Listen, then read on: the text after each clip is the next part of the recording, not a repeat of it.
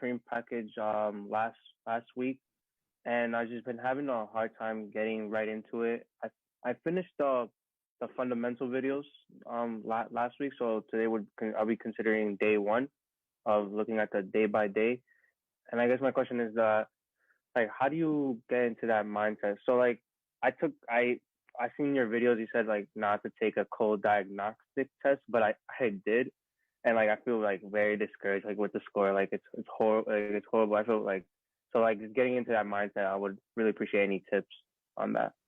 Yeah, of course, Henry. Sure thing. I mean, I'm glad you've worked the fundamentals and you've discovered why I don't recommend taking a cold diagnostic because Yeah. for that very reason, they can be discouraging. And so what I would simply tell you is my reasons why, again, that like it doesn't reflect your potential, just an indication of where you stand at this moment. And the LSAT is like a foreign language. So of course, a diagnostic in a foreign language is going to show you that you don't have the foundation in that language. You don't know the grammar, the vocabulary, the structure, none of it, right? So you've completed the fundamental section of the course that gives you at least some basic familiarity, but it's simply an overview. The workshops section of the course is where we go deeper into the different question types, walkthroughs of each question of different question types, full length class recordings. And so once you work through that material, you'll have a much better understanding of how to actually approach the problems rather than simply knowing what the problems are. Yeah, I see like I didn't like there was just a lot of language. So like I watched a video where it was like a sort of a Jeopardy type. I have no idea like any of those answers to those questions. I was just watching them and it just felt like but I feel like I could probably like learn it in the future, like understand what they're saying. Like if I was watching like the logic games intro and then the LR intro and things like that, it started to sort of make sense. So that's why I hope in in a few months to get it down. So like the original plan was to take it in June, but as this the way everything is probably gonna take me. I hope a good month to fund like to build a foundation in order to take it in August. That sounds like the plan. Yeah, I mean, depends on what your goals are. So let me ask you this. I mean, what's your goal score? And how much are you looking to increase your score? That sort of thing could help us get a sense of how much time you might want to allow. Yeah, I'm aiming for the 170s. I would like to get a 170. See by well yeah in August I would hope to get it by then. I mean, it requires a lot of time to achieve your fullest Yeah. potential. And so if you're looking for increases of 10, 20 points or more, then you don't want to try and knock this out in just a month or two. Yeah, most definitely. That's why I allow like hopefully this 5 month period would be like the study guide for the 5 month would be great. How do you know like since I mean I can't judge it off the code test, like how do you know like where you need to like jump from? Is it after your first official practice test, like on the study guide, or I mean on the study on the when you have us take the test? I guess I think it's like 4 weeks down the 6 month plan. So I Is guess that a what good you're indicator? so after you've covered the basics, after you've gone through each section, each question type, and you've worked on them a bit in isolation, then you could take a practice test and get a more realistic sense of where you're at after having gained some level of fluency. So I'd say that might be a good starting point after you've worked through the fundamental section, after you've worked through at least a handful of the workshop videos covering each type. Then you could take what will no longer be a cold diagnostic, but rather simply your first practice test of what will be several practice tests. Okay. And then that'll tell you, Yeah. okay, well, at least you've gotten a strong foundation, not just the fundamentals, which is like a basic overview, but a strong foundation having spent dozens of hours studying this stuff. Then you take that practice test and you say, okay, well, this is actually a useful measure now because it could tell me where I'm at and where I might be if I took an exam today. That some people might actually do a real practice test a real full official exam at that point, administered by LSAT, which I still wouldn't recommend because it takes 5-6 months to reach your fullest potential. But a practice test at that point will also be useful to help you ID weak areas that you can target in isolation. Yeah, yeah, most definitely. That's what. Yeah, like again, like that. I'm just waiting for. Let's see where when I officially take a full test, like with having all the knowledge of all the sections. Also, since August is, that's also a little bit hesitant to want to take it in August because they're gonna go back to the four sections, like the original one. It doesn't impact any of the way that the study guide is set up, correct? No, it doesn't change anything. The only thing it changes is that you're going to want to include that extra fourth section, unscored experimental, that you're not going to know the position of. You want to add that into the mix. So instead of doing 3-section practice tests, you want to do 4-section practice tests.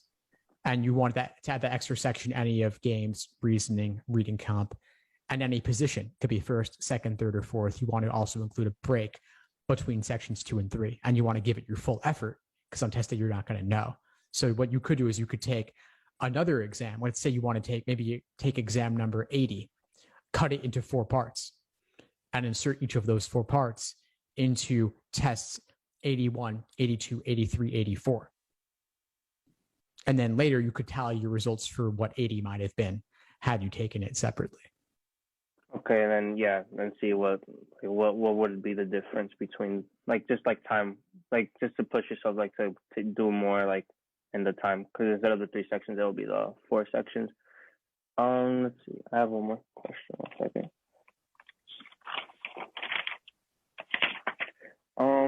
So another question would be, okay, I'm a full-time college student, currently through online classes. How many times a day would you say would you dedicate to studying? What feels reasonable to you? Reasonable 3 to 5 hours a day. That's I think 7 days a week, so 3 to 5 hours. How does that sound? Try it out and see what it's like. I mean, there's a big range there because 3 hours, 7 times 7 days, that's 21 hours. Yeah. Versus 7 times 5, 35. Mm-hmm. You might also want to allow days off. And then a day with more classes or more assignments or more deadlines for school, you might want to do less on the LSAT side. And then when college is lighter, do more LSAT, but also use some time for just breaks and taking it easy, especially on a timeline where we're speaking now, early March. You got a good 5 months till test day. Mm-hmm. You don't want to burn out. So full-time LSAT plus full-time college is a lot. I think of it more as full-time college plus part-time LSAT. And then are you taking summer classes also? No, I'm not. That's what I was hoping to also so from there, when I have more time dedicated, increase the time per day in the summer once classes are done in May. That sounds like a good approach to it. Absolutely. Yeah. So don't stress it now. I mean, do something now, but summertime's when you can really kick it into high gear then. Okay. And then, so how do I take the most advantage of the Supreme Pack, I guess? So it includes the master class coaching? Yeah. So definitely attend the live classes. I mean, you have the all access to all the classes plus the group coaching mastermind. So attend everything you can. You may not be able to attend as much now because you're in college.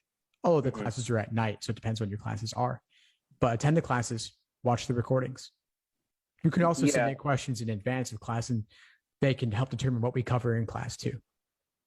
Even if I'm not, because they say they are covering logic, reasoning, and then maybe I'm not up to that in the week, I guess I'm gonna call it a syllabus, but in the week by weeks, is it okay should I still join? Should I still see what other students have to say, even if I have no I guess foundation in approaching let's say logical reasoning? Yeah, I would still definitely attend. I mean, the classes give you the basics to help you learn enough to benefit. Okay. And you could always ask questions on things you're confused about too. That sounds really good. Yeah, I was like, I don't know if I should join the class because I wouldn't even know how to what they're even saying. But maybe if they go over even from the beginning from it, even if because I assume students would want to ask their questions and maybe not focus on the things that they fundamentally know. But they do go over that, correct? Yeah. So typically the beginning of a class will include some kind of general overview. I mean, I'd say for logical reasoning, it's probably the most useful just because there's different question types. So knowing how to approach the question type will matter a lot. But for logic games and reading comprehension, it's typically like a problem set, right? So rather than individual bite-sized questions. And so for that, it's much more about just starting from the beginning with that problem. So you could jump into those pretty easily, but I think you're right to note that logical reasoning is one area where you might want to know at least what a stimulus is, what a question stem is before getting into the class. But you could always ask on that if you were confused too, and you'll get clarification on that pretty quickly from somebody. And then you've already gone through the fundamentals section. So I think honestly, you know everything you need to know to dive into any class. Yeah. I feel like the word stimulus, I kind of like, I know what it is, sort of. I haven't gotten to like a real question like on my own, but like just from that video, like I'm like, okay, these are some familiar words to me. So trying to feel really good. I guess this is just I mean they have like a guideline. I use a multicolored pen. I don't know if I don't think on the I don't know if on the LSAT they would allow this multicolored pen. It usually helps with like, I guess when they were diagramming, like at least in the foundations video, it was helpful to make it different like colors. At least that's like how I take my notes. Is that something that I can use during the test, or you wouldn't like know the answer to that? I'm pretty sure it's allowed. Okay. But I'd rather you email LSAC to ask them directly just in case. Okay. They make changes all the time. I can't see them having a problem with it though. And to a proctor, I don't even think a proctor would notice. But I would email just to check.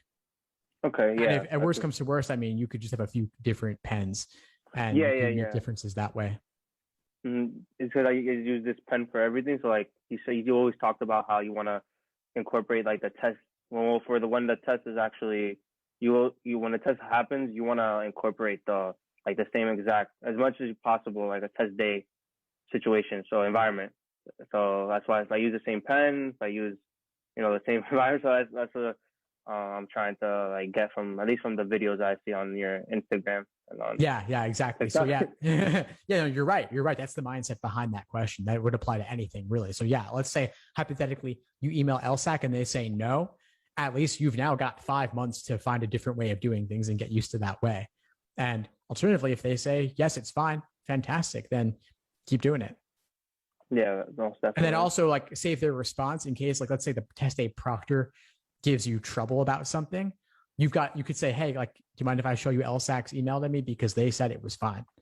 And I don't think they'll have an issue with pens. I'm just speaking more generally in case there was something else like that comes up over the next several months.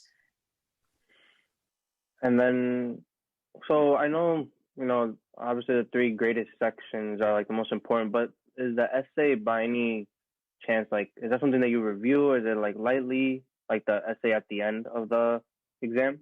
I think so the writing sample. Yes, the writing sample. Yes, the LSAT writing sample is, you're right, it's not as important as the scored sections, but law schools can look at it, and they sometimes do. I have a couple of workshops in the course on the writing sample specifically. So check them out later. I wouldn't worry for now though. Focus on the scored stuff that matters the most. And most definitely. When you're done, I mean, let's say you take the LSAT in mid-August. After you're done with it, take a day or two to take it easy because you deserve it. And then you could watch the writing sample workshops and then knock that out too. It's really not that big a deal though. And then you also have the personal statement workshops and application, which is down the line, but I hope to apply for, so I guess next cycle, that would be so for fall 2022, you have those online on your website and also, correct? So we've got a whole section of the course just on admissions, and we've got admission sessions every week as well on Wednesday nights. We've got things covering admissions. We have application essay workshops. We have walkthroughs. This week we have something on the diversity statement. We've got a lot of questions on that. How is it different from the personal statement, and who should write one, that sort of thing. The answer, by the way, is that everybody should write one and find a way to talk about what diversity they bring. So I definitely suggest attending that and anything else. But of course, if the LSAT's your focus, that's fine. I mean, you can catch the recordings on admissions later. All right. I think that's all. Is there any questions for me moving forward? I would just ask you, come to the classes. That's my question for you. Yeah. Please go Yeah. is to come to the class. Can you come to the classes? Come to the classes, make full use of them as you're able. I get that you're busy with college too, though, so I wouldn't expect you to attend every single one, but attend, and don't be shy to attend if you haven't covered something as much as you might have liked to yet, because the class is the way for you to cover it more. Yeah, most definitely. I'll try to attend I'll try to attend once a week. I'll try as many as possible. As those are a good rule of thumb. So yeah, as many as possible. At least once a week, just to keep you engaged and keep this as something that's an active part of your life. And then don't stress anything, because you can always catch the recordings of everything you miss. All right. Thank you very much. Of course, Henry. I'm glad we connected. Keep in touch, and I'll see you in class soon. All right. Thank you. Thanks for tuning into the show. Please subscribe if you haven't done so already to be notified of new episodes as I release them. And feel free to reach out if you need anything at all as you move forward with your prep. I'm happy to help however I can. In the meantime, I'll wish you all the best and take care.